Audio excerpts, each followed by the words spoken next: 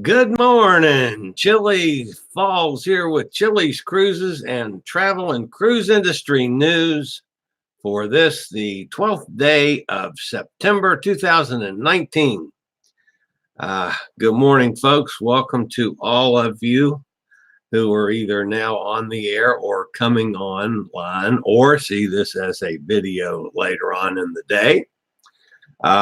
As always, I'm coming to you from Forest, Virginia, and that's in Bedford County outside of Lynchburg.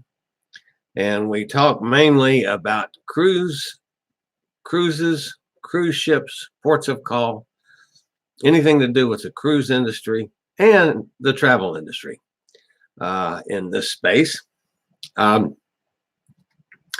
Lead story this morning, folks, and I'll tell you right up front, I got some problems with this, so let's jump right in on it. Grand Bahama Shipyard Reopens. That came out of a news release yesterday, and it's one that I have some problems with. Of course, that's in direct conflict of my lead story on Monday, where we talked about the problems ongoing for Carnival and Royal Caribbean with the shipyard in Freeport, where all of the refurbishment programs, or most of their refurbishment programs, were taken care of. And I'm going to read you directly what this statement said yesterday.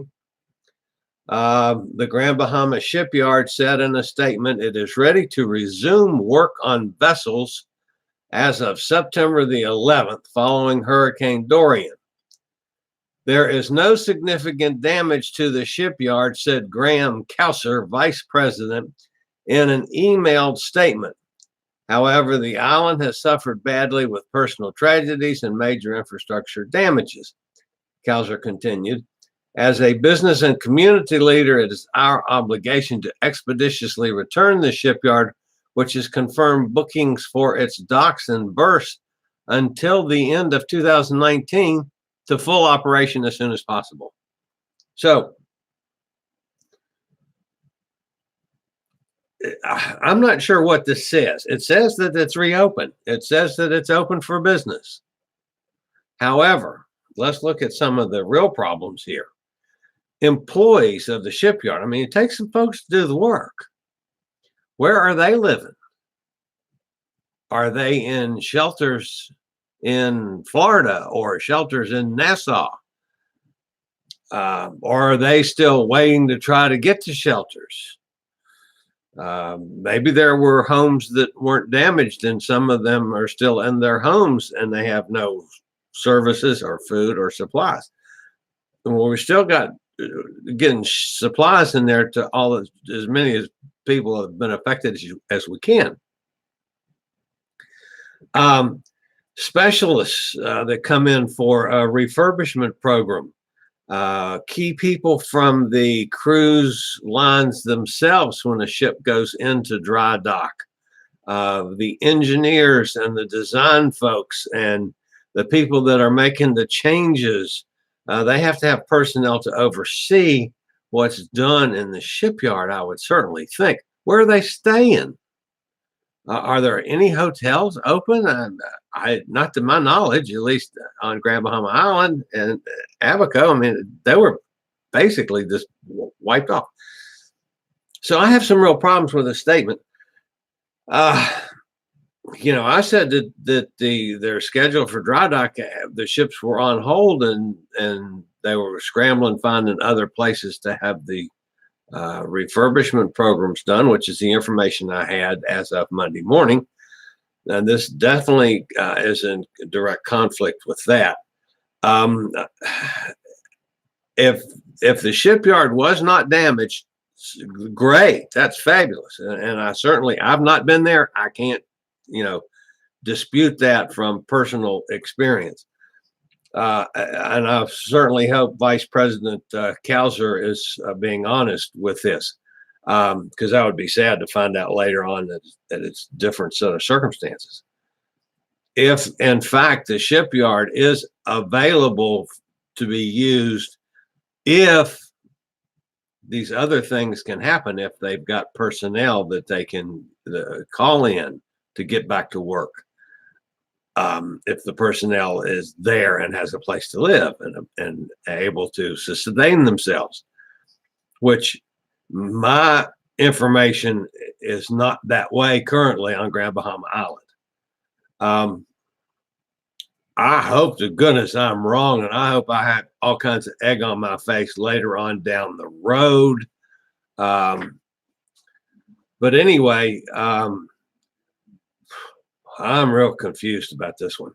So that's the Grand Bahama Shipyard, and I see Noel McCullough is on the show this morning, and asked, "Are you ex-U.S. Navy?" No, I'm not. Which yard are you speaking of? This is the shipyard in Grand Bahama where the cruise ships go in for regularly refurbishment programs. A cruise ship, some of the cruise ships are 20 years old, and they regularly go in and are basically upgraded, redone, changes made to the cruises themselves, cruise ships themselves. And one of the major facilities for doing this is right near Freeport on Grand Bahama Island. And that's what the, I guess you'd call it a controversy is about. And I hope that I'm totally wrong, folks. I hope that this statement is true and they're ready to work and they got people to work on the ships and they can continue on like nothing happened. I'm really doubtful that that's the case. So anyway, that's the lead story today. Who knows? I guess in time, we will know more about that. There's currently no ships in dry dock there. I can tell you that one officially as of this morning. There's no ships in dry dock ready for refurbishment in Grand Bahama Island. In the meantime, the relief efforts are continue, and I'm just, as much as I'll fuss at the cruise industry for things, I'm very pleased with how they've all pitched in and are helping and doing the right thing for the folks in the Bahamas, and that those efforts are continuing. All right, another story before we move on this morning. This one also came out actually yesterday, and I haven't heard anybody talking about it. The Alabama State Port Authority announced that it's received federal authorization to deepen Mobile Harbor, allowing for much larger vessels into the Port of Mobile. The project will deepen the bay and river channels to 50 feet and widening the bay channel by more than 100 feet for 3 nautical miles. The widening will allow for two-way vessel traffic. So that tells me that when this project is done, the Port of Mobile is going to become a much more important cruise port than it is now. As you know, we have basically one ship goes in and out of there regularly, and that's basically it. Maybe a couple of the minor boutique cruises there, but the Carnival Fantasy is out of Mobile. Very popular vessel that's sold out almost every cruise, and they of course run 4 and 5 day, I believe it is. I didn't look it up. 4 and 5 day cruises to Mexico, Cozumel. So they're going to make it so that larger ships can come in there, which tells me that they're planning on expanding the Port of Mobile and it becoming a much more important port, much more in line of the New Orleans and the Galveston on the Gulf Coast. Of course, the other Gulf Coast port is Tampa, which is considerably larger, but great. I think that's fabulous. So that's some good news for a change. All right, a couple other things I want to mention this morning. The Carnival yesterday, you know, I've mentioned before on Shaq O'Neal's, the former NBA basketball player, now the one of the commentators on TNT NBA broadcast. Shaq O'Neal is the chief fun officer for Carnival Cruise Lines. And yesterday they had a big celebration program in Los Angeles, celebrating the expected arrival of the Carnival Panorama in December. And why they're celebrating it now, it's obviously they're promoting. But they're having a big fun program talking about the Panorama coming to the West Coast, which will be the first time a new cruise ship has been located on the West Coast, maybe forever. I'm not sure if that's correct or not, but there hadn't been one since I've been dealing with it. But anyway, the same program is going to be repeated September the 15th in San Diego and September the 29th in San Francisco. Oh yeah, it does say in this statement, it's the line's first new ship on the West Coast in 20 years. It's set to debut on December 11th with a special 3-day cruise, and then it will launch 7-day Mexican Riviera cruises on December 14th, and that's the usual Mexican Riviera cruise that stops in Mazatlan, Cabo San Lucas, and Puerto Vallarta. One of my favorite cruises. I've always enjoyed. I've done that cruise 4 times, I think, and I enjoy it. I've got a lot of places down there that I like to go. Royal Caribbean now, and some of you guys are Starbucks junkies. You guys have to have your Starbucks. That's something that has never been particularly a favorite of mine, but that's okay. I know a lot of you feel that way. Many people in my family feel that way. I have my coffee out of my coffee pot in the morning. I have 2 cups always, and sometimes 3. And by the way, I'll take a sip. Good morning to everybody. So the specialty coffees have just never, it's just not my thing. So, but anyway, Royal Caribbean now has Starbucks on several of the ships. They're on the Oasis class ships, Harmony of the Sea, Symphony of the Sea, Allure of the Seas, and yes, a couple others, which actually have, honest to God, Starbucks.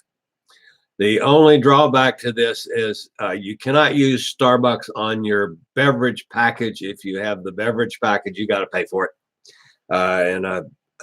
I don't know. I assume the pricing is similar to, Starbucks on land, but they're honest to God Starbucks facilities now on Royal Caribbean ships. The other thing, and most everybody in this space has talked about this for the last 2 days, I'll make mention of it very quickly. The Sky Princess has completed, successfully completed their sea trials. It's a 3,660 guest ship, which goes back now for the finishing touches in construction. And she will start sailing 7-day Mediterranean and Adriatic Sea voyages in October. So a new Princess ship is well on its way to getting out to sea. All right, the final thing this morning, so those of you that stay in harm's way of storms and stuff probably are equally on top of this. I've been tracking tropical weather again, and so we see if anything's heading our way. We've got a couple things out there that are probably worthy of mentioning. There's a system, Invest 95, why they call it that, and then give it a name if it gets to a certain strength. I don't understand any of that. But anyway, it's now looking like it could possibly develop further and get to the point of becoming a named situation. It's probably going to dump some rain on the Bahamas that doesn't need it. This weekend, possibly get into Florida, possibly cross Florida with some rain and thunderstorms. We got to keep an eye on it in case it develops into a tropical system, tropical storm, et cetera, et cetera. There's also another little system over in the western Gulf, which could affect possibly the Texas coast, but that looks pretty minor to me. There is one, however, coming off of Africa where the bad storms always seem to come from, that has, at least to my inexperienced, untrained eye, more of a chance of developing into a storm. So just stay on top of it, folks. Whether you watch the Weather Channel or your local news or whatever. Of course, if anything develops here, we'll be talking about it like we did Dorian for days and days.